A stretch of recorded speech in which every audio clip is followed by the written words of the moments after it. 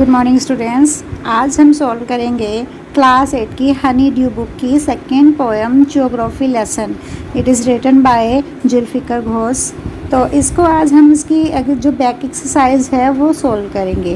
देखिए first question देखिए, find 3 और 4 phrases in stanzas 1 and 2 which are likely to occur in a geography lesson।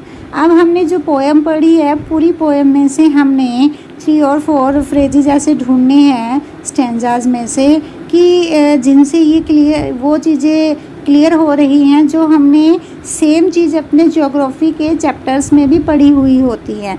तो ऐसे हमारे पास कौन कौन से स्टेंजाज हैं, कौन कौन सी लाइन्स हैं वो देखिए यहाँ पर।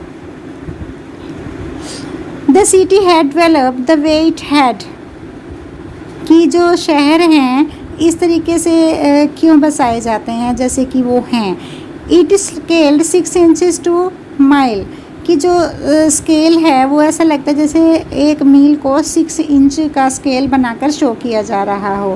Country had cities where the rivers ran, देशों में वहाँ पर ही शहर होते हैं जहाँ पर नदियाँ बहती हैं। द वैलीज वर पॉपुलेटेड, घाटियों में जनसंख्या ज़्यादा होती है।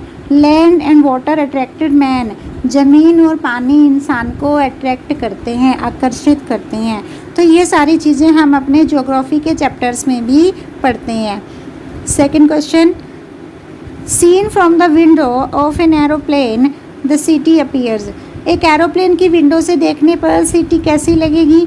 As haphazard as on ground, जैसे हेप्चार्ड पजल्ड वो ग्राउंड से देखने पे लगती है, अनसीक्वेंस, नॉट इन प्रॉपर ऑर्डर, इस तरह की वो ऊपर से लगेगी, नहीं लगेगी, ऐसी नहीं लगेगी। जब हम उसके एरोप्लेन की विंडो से देखेंगे तो उसका व्यू डिफरेंट ही होगा।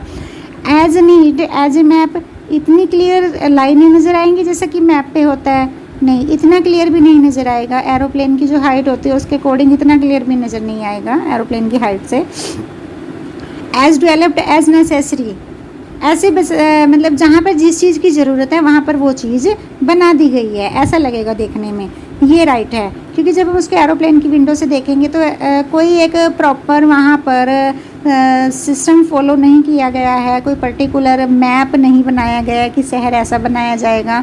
बस ऐसे जहाँ पे जिस चीज़ की ज़रूरत है वहाँ पर वो चीज़ बना दी है, ऐसे उसको बसाया गया है।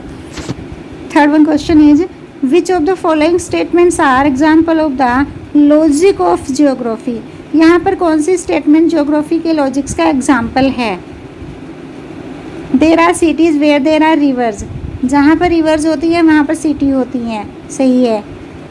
Cities appear as they are not from 6 mile above the ground, शहर ऐसे नज़र आते हैं जैसे वो ज़मीन से 6 मील ऊपर से नज़र आते हैं, नहीं, नीचे से देखने में तो वो अलग ही नज़र आते हैं। It is easy to understand why valleys are populated, ये समझना आसान हो जाता है कि जो वैलीज होती है वो पॉपुलेटेड क्यों होती है, ये ज्योग्राफी का लॉजिक हो है। It is difficult to understand why humans hate and kill one another, height से कोई चीज़ क्लियर हो जाती है कि हम स्केल भी देख सकते हैं, हम पैटर्न भी देख सकते हैं, हम ये रीज़न पता कर सकते हैं कि वैलीज़ पॉपुलेटेड होती हैं, जो सिटीज़ होती हैं वो रिवर्स के किनारों पर बसी हुई होती हैं, रिवर के पास बसी होती है ज़्यादातर। बट ये क्लियर नहीं हो पाता हाइट से, ये समझना डिफ़िकल्ट हो जाता है कि लोग एक दूसरे से नफरत क्यों करते हैं और एक दूसरे को क्यों मारते हैं। Fifth one, the earth is round and it has more sea than land, earth जो है वो राउंड है और इस पर ज़मीन से ज़्यादा ओशंस हैं, सीज़ हैं, ये भी ट्रू है। तो ज्योग्राफी की जो लॉजिक्स हैं उनको फॉलो करती है कौन कौन सी स्टेटमेंट्स हमारी, first, second, third, fourth. Answer देखिए इसका, statement first, second and fourth इसको शो करती हैं कि ये सही है। Mention 2 things that are clear from the height, not clear from the height, हमने 2 चीज़ें मेंशन करनी है यहाँ पर कि कौन कौन सी बातें हाइट से क्लियर होती है और कौन सी नहीं क्लियर होती है। तो पहले देख लेते हैं कि हाइट से क्या क्या क्लियर हो जाता है। From the height it clear that the cities and valleys of various countries are populated near the rivers besides, तो हम क्या कि देशों में ज़्यादातर जो शहर होते हैं वो कहाँ पर होते हैं, वो रिवर्स के किनारे पर बसे होते हैं, और जो वैलीज़ होती हैं वो ज़्यादातर पॉपुलेटेड होती हैं। It also implies that the earth is round and that is had more sea than land, कि जो अर्थ है वो राउंड है, इस पर ज़मीन से ज़्यादा समुंदर हैं। ये चीज़ें हाइट से क्लियर हो जाती हैं। सेकेंड स्टेटमेंट की क्या क्या क्लियर नहीं हो जाता। From the height it is difficult to understand why the man on the earth find reasons to hate each other. ऊपर से हाइट से ये चीज़ क्लियर नहीं होती कि लोगों को एक दूसरे से नफरत करने का कारण क्या मिल जाता है धरती पर, ये समझ में नहीं आता है। Build wall across cities and want to kill, कि वो एक दूसरे को क्यों मारना चाहते हैं, और शहरों के बाहर अपनी जो दीवारें हैं, शहरों के बाहर दीवारें क्यों खींचते हैं वो।